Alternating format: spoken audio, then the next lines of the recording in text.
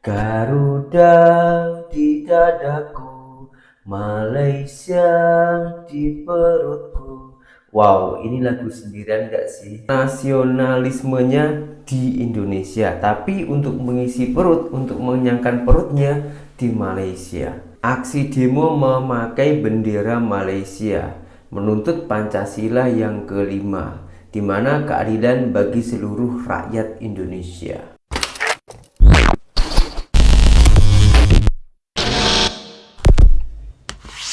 Hai, halo geng, assalamualaikum warahmatullahi wabarakatuh. Berjumpa kembali dengan saya Zainal Story. Sebelum video ini saya mulai, gimana kabarnya kalian semua? Semoga semua yang menonton video ini baik-baik saja, dimurahkan rezekinya, selalu berpikiran yang positif dan dijauhkan dari mara bahaya oleh Tuhan yang Maha Esa.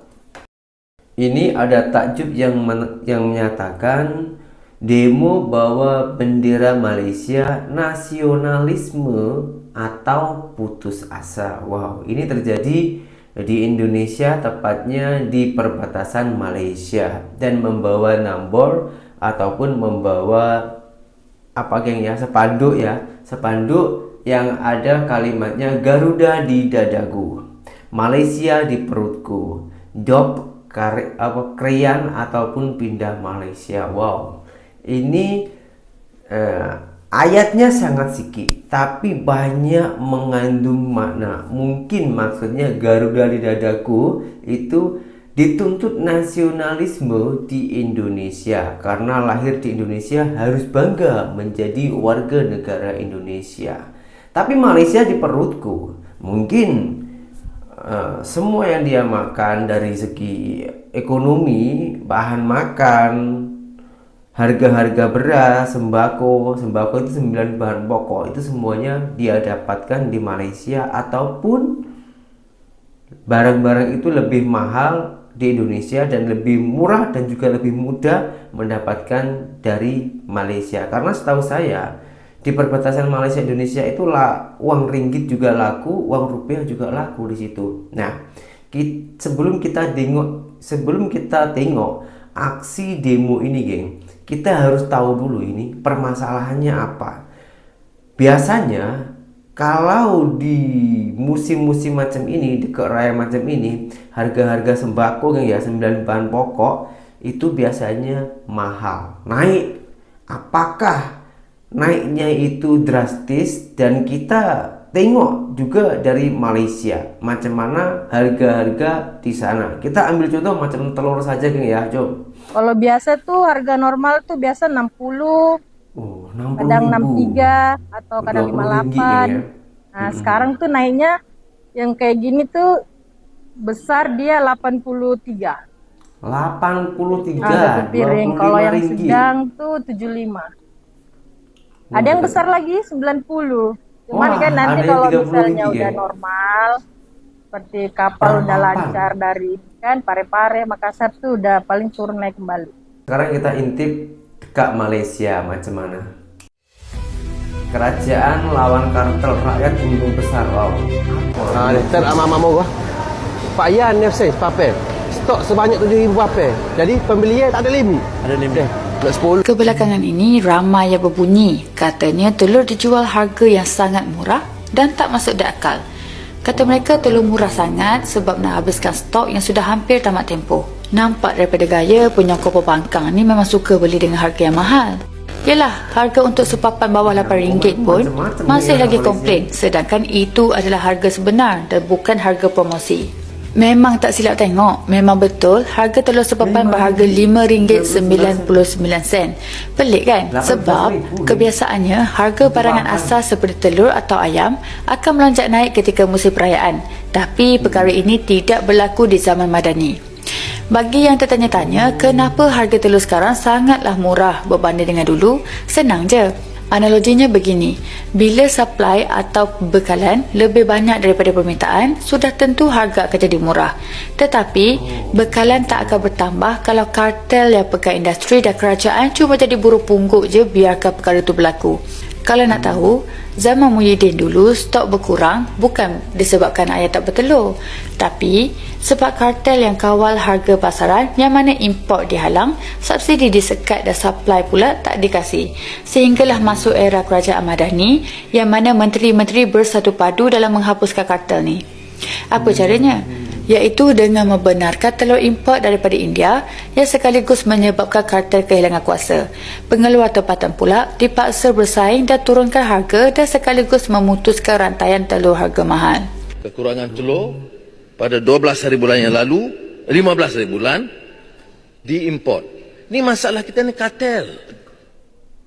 Ini merupakan langkah politik yang cukup berani, namun tak terlepas juga daripada hentaman para petapsuk pembangkang. Sedangkan apa yang dibuat adalah untuk menenangkan rakyat. Bila kartel tahu telur boleh masuk daripada luar, mereka tak berani untuk cekik dalam rakyat lagi. Sebab bila wujudnya persaingan, harga automatik jadi stabil. Sekarang, rakyat dah boleh beli telur sepapan dengan harga yang lebih murah. Bukan sebab magic, tapi sebab PMX dan menteri tahu apa yang mereka buat. Bila kerajaan berani lawan kartel, rakyat juga yang untung. Ini cumalah sebahagian. Bayangkan kalau kartel lain pun dilawan dengan cara yang sama. Minyak, beras, ayam dan lain-lain. Rakyat terlalu dibiasakan derita sehingga kan telur harga murah pun mereka jadikan isu. Wow, begitu makmurnya warga Malaysia ya. Ya, saya tahu lah di Malaysia itu juga bukan semuanya mulus, mesti ada pro dan kontranya juga. Sama, cuman pro kontranya itu lebih besaran Indonesia ataupun Malaysia gitu aja. Sebetulnya sama aja, nggak ada negara yang terlalu mulus semua itu, geng ya. Coba orang tanya kepada orang Malaysia sendiri, mesti ada, cuman besar atau kecilnya itu yang membedakan di suatu negara. Oke, sekarang langsung kita tengok aksi demo yang saya ucapkan tadi, geng. Garuda di dadaku, Malaysia di perutku, terima kasih Malaysia. Pilih Indonesia ataupun Malaysia. Wow. Kita tengok aksi demo tersebut, geng. Di dataran tinggi Krayan, Kabupaten Nunukan, Kalimantan Utara melakukan aksi demonstrasi di kantor Camat Krayan Selatan, Kamis, 27 Februari 2025, siang. Puluhan aksi massa perbatasan RI Malaysia yang mengenakan pakaian adat Dayak itu, datang membawa sejumlah tuntutan kepada pemerintah pusat. Satu di antara 6 tuntutan aksi massa adalah meminta kepada Presiden RI Prabowo Subianto untuk segera menetapkan Krayan Raya sebagai DOB atau Daerah Otonom Baru. Rasa kecewa masyarakat Krayan kepada pemerintah pusat yang disampaikan aksi massa tampak dari berbagai macam kalimat pada spanduk. Garuda di dadaku, Malaysia di perutku. Terima kasih Malaysia, bunyi tulisan di spanduk yang dibentangkan masyarakat Krayan. DOB Krayan atau pindah Malaysia, bunyi tulisan protes masyarakat. Tak hanya itu, masyarakat di perbatasan Kaltara ini juga membawa atribut bendera Malaysia saat menyampaikan kekecewaan mereka terhadap pemerintah. Usia Indonesia sudah masuk 80 tahun, tapi sampai saat ini masyarakat adat di wilayah perbatasan belum merasakan kemerdekaan seutuhnya. Ungkap Koordinator Lapangan Aksi, Dona Sepianto kepada tribunkaltara.com. Menurutnya, infrastruktur jalan di Krayan masih sangat tidak layak. Ditambah kebutuhan pokok masyarakat di Krayan sampai hari ini masih bergantung pada negara tetangga yaitu Malaysia. Oke bro, dengerin ya cerita agak nyentil dikit, tapi ini realita yang kejadian di ujung utara Kalimantan sana. Jadi gini, hari Kamis tanggal 27 Februari 2025, warga dataran tinggi Krayan, Kabupaten Nunukan, Kalimantan Utara, rame-rame demo di depan kantor Camat Krayan Selatan. Gak main-main bro, mereka datang pakai baju adat Dayak. Totalitas banget. Tapi jangan kira ini cuma demo biasa. Mereka bawa spanduk, tuntutan, sampai bendera Malaysia juga diboyong. Satu dari 6 tuntutan yang mereka suarain itu keras banget. Mereka minta Presiden kita, Pak Prabowo Subianto, buat segera sahin Krayan Raya jadi DOB alias Daerah Otonomi Baru. Kalau nggak dikasih, ya siap-siap aja mereka bilang DOB Krayan atau pindah ke Malaysia. Gila nggak tuh? Ada tulisan di spanduk mereka yang bener-bener nyelekit. Garuda di dadaku, Malaysia di perutku. Nih ya, bisa lo bayangin. Nasionalisme di hati, tapi perut kenyangnya dari negeri sebelah. Wow. Terus ada juga yang tulis, terima kasih Malaysia. Gila, kayak ngasih surat cinta ke negara tetangga. Koordinator lapangannya Dona Sepianto bilang ke media kalau mereka tuh udah capek. Udah 80 tahun Indonesia merdeka, tapi di Krayan sana kemerdekaan kayaknya belum nyampe. Jalan rusak, logistik susah, harga sembako melambung. Terus tiap hari barang-barang kebutuhan pokok tuh malah lebih gampang dan murah dapatnya dari Malaysia. Jadi jangan salahin juga kalau rasa kecewa mereka udah level akut. Bayangin bro, 8 dekade merdeka tapi lo masih harus beli minyak goreng, sabun, beras, bahkan mie instan dari negeri tetangga. Akses jalan kayak uji nyali. Mau keluar desa, kayak ekspedisi. Gimana rakyat bisa ngerasain Indonesia kalau buat hidup aja harus ngelewatin batas. Jadi ya, jangan kaget kalau mereka mulai mikir, mending pindah aja sekalian. Nih bukan cuma soal politik doang, tapi soal rasa ditinggalin. Sementara pejabat sibuk rapat di gedung dingin, rakyat di perbatasan nunggu jalan dibenerin yang entah kapan datangnya. Ngerti nggak? Maksud mereka tuh simple. Mereka bukan nggak cinta Indonesia, tapi mereka pengen Indonesia juga cinta balik sama mereka. Jangan sampai Malaysia yang ngasih perhatian duluan. Jadi, siapa yang benar-benar punya Krayan? Yang datang waktu kampanye doang atau yang tiap hari nyuplai kebutuhan hidup? Lo pikirin dah sendiri. Dan lucunya ya bro, tiap kali warga perbatasan ngomong kayak gini, selalu ada aja yang bilang, wah ini provokasi. Atau jangan gitu dong, kita kan NKRI. Lah gimana gitu, orang udah diteriakin bertahun-tahun, tapi nggak ada yang denger. Lo bayangin deh, pacaran sama orang tapi tiap hari lo di ghosting, terus tiba-tiba dimarahin pas lo jalan sama yang lain. Siapa yang salah sekarang? Mereka tuh cuma pengen hidup layak bro. Jalan mulus dikit, sembako nggak semahal emas, sinyal HP jangan cuma nongol kalau angin selatan lagi baik hati. Masa iya sih kita yang tinggal di kota bisa pesen kopi susu tinggal klik-klik, tapi mereka di Krayan mau beli sabun aja mesti ngelintasin hutan. Makanya kalau lo lihat ada yang kibarin bendera Malaysia di tengah demo, itu bukan berarti mereka nggak nasionalis. Justru itu teriakan paling jujur mereka, kami masih pengen jadi bagian dari Indonesia. Tapi tolonglah, kasih kami rasa jadi warga negara juga. Dan lucunya lagi, ya Malaysia tuh bukan nyogok, bukan nyuruh, mereka cuma ada barang, ada akses, ada respon. Sementara pusat sibuk debat soal ibu kota baru, lupa kalau ada rakyat yang dari dulu pengen sekadar punya jalan aspal. Kalau Krayan beneran jadi DOB itu bukan karena mereka pengen merdeka dari Indonesia, tapi karena mereka pengen deket lagi sama Indonesia. Karena sekarang ini secara administratif, iya bagian dari RI, tapi secara ekonomi, sosial, bahkan logistik, udah lebih nyambung sama Malaysia. Dan ingat ya, ini bukan cerita satu hari doang. Ini akumulasi dari puluhan tahun janji kosong. Dari 80 tahun umur Indonesia, Krayan mungkin cuma dikunjungin pas musim kampanye. Sisanya, mereka harus mandiri. Atau lebih tepatnya, mereka harus bergantung ke tetangga. Jadi sebelum lo nyinyir bilang mereka nggak nasionalis, coba tanya dulu ke diri lo. Lo pernah nggak hidup 80 tahun tapi masih ngerasa kayak tamu di negeri sendiri? Itu yang mereka rasain tiap hari bro. Dan bro lo tahu nggak sih? Ini semua bukan cuma soal jalan, bukan cuma soal sembako. Ini tentang harga diri. Lo pikir gampang apa buat warga Krayan angkat spanduk tulis Malaysia di perutku? Itu bukan kalimat main-main. Itu pernyataan pedih yang lahir dari kenyataan pahit. Lo lapar, lo cari makan. Yang ngasih makan Malaysia. Sementara yang aku punya lo, Indonesia. Tapi datangnya cuma pas upacara bendera. Lo lihat deh bendera Malaysia dikibarin di aksi itu. Itu simbol, bukan pengkhianatan. Itu kayak kode keras buat pusat. Bang, bangun woi, anak lo di perbatasan udah lapar, udah capek, udah nyerah. Tapi pusat malah ngerasa dikritik itu ancaman. Padahal mah, itu alarm. Alarm yang bunyinya udah kedengeran sampai negeri tetangga. Dan ya, lucunya lagi, Malaysia tuh nggak maksa, nggak ngajak, nggak promosiin diri juga. Tapi ya, karena mereka deket, responsif, dan murah, jadi ya udah. Lo pikir orang Krayan seneng banget beli gula dari Malaysia? Enggak lah. Mereka juga pengen dapet dari Indonesia. Tapi ya mau gimana, harga dari Indonesia bisa 2 kali lipat bro. 2 kali lipat. Lo kalau jadi mereka juga pasti mikir praktis. Sekarang gini deh, Krayan tuh strategis banget. Lokasinya di perbatasan. Harusnya jadi pos pertahanan dan simbol eksistensi negara. Tapi kenyataannya malah jadi halaman belakang yang dilupain. Lo tanya orang Jakarta, Krayan di mana? Banyak yang jawab, itu brand air mineral ya. Gila nggak tuh? Warga Krayan tuh nggak nuntut minta mall, minta LRT, atau minta Starbucks bro. Mereka cuma minta jalanan yang bisa dilalui tanpa rusak tulang. Mereka minta BBM yang nggak bikin kantong kering. minta sekolah buat anak-anak mereka biar nggak kudu nyebrang ke Malaysia buat dapat pendidikan yang proper. Mereka minta satu hal yang paling sederhana tapi paling penting, diakui.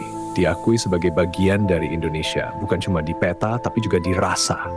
Jadi ya, kalau pusat masih juga nggak ngeh, jangan kaget suatu hari nanti Krayan beneran bilang kami pilih pindah. Dan kalau itu sampai kejadian, jangan salahin mereka bro, salahin cermin. Karena yang ninggalin mereka, ya kita semua. Dan kalau lo pikir ini cuma drama perbatasan doang, lo salah besar bro. Ini bukan sekadar cerita warga Krayan, ini cermin retak dari wajah Indonesia yang katanya dari Sabang sampai Merauke. Tapi kenyataannya dari Sabang sampai Menteng. Sisanya kayak bonus yang nggak pernah diklaim.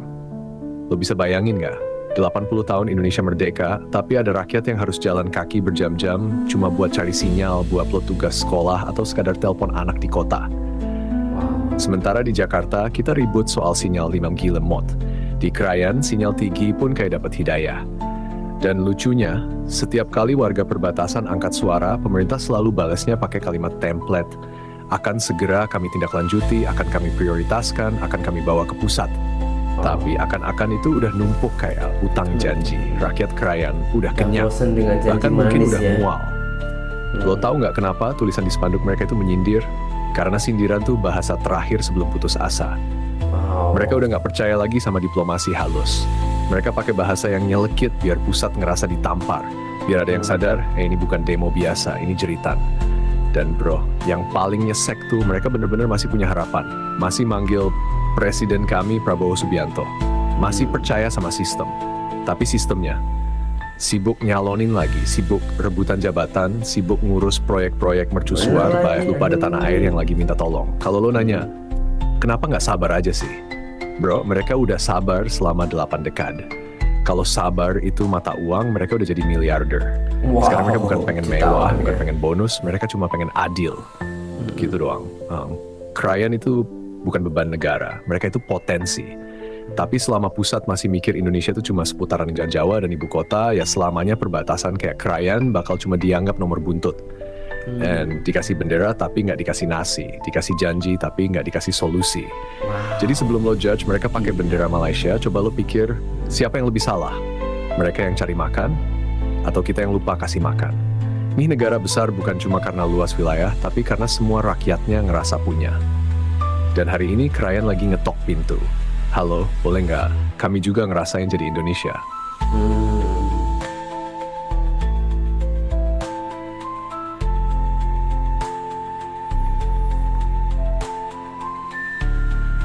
Tapi itu belakangnya aspal ya. Oh ini di bandar mungkin ya. Dan tempat demo itulah mungkin ya. Mungkin dah famous di penjuru beberapa negara bahwasanya Indonesia ini mempunyai Pancasila. Dan lambang Pancasila itu terbagi menjadi 5 sila. Yang sila yang terakhir, yang kelima, yaitu ini yang dicari oleh rakyat kita yang berada di Krayan. Keadilan sosial bagi seluruh rakyat Indonesia. Tapi di mana keadilan sosial bagi seluruh rakyat Indonesia apabila rakyat kita masih ada yang berdemo? Kita tahu di Indonesia ini kaya sumber daya alam dan lain-lainnya. Akan tetapi Indonesia ini memang sangatlah luas. Jadi ada sebagian tempat yang teringin menjadi ataupun merasakan kemakmuran macam orang-orang di Banten, macam di Jakarta dan juga Surabaya. Seperti itu, geng. Maksud dari isi video ini ya. Tapi saya hanya menjelaskan ulang saja. Jadi apabila ada salah dalam ucapan saya ataupun tutur kata saya yang kurang baik ataupun ada yang menyindir korang semua, saya minta maaf yang sebanyak-banyaknya karena saya juga manusia biasa yang tak silap dari kesalahan dan dosa. Sekian, terima kasih dari saya. Assalamualaikum warahmatullahi wabarakatuh. Bye bye.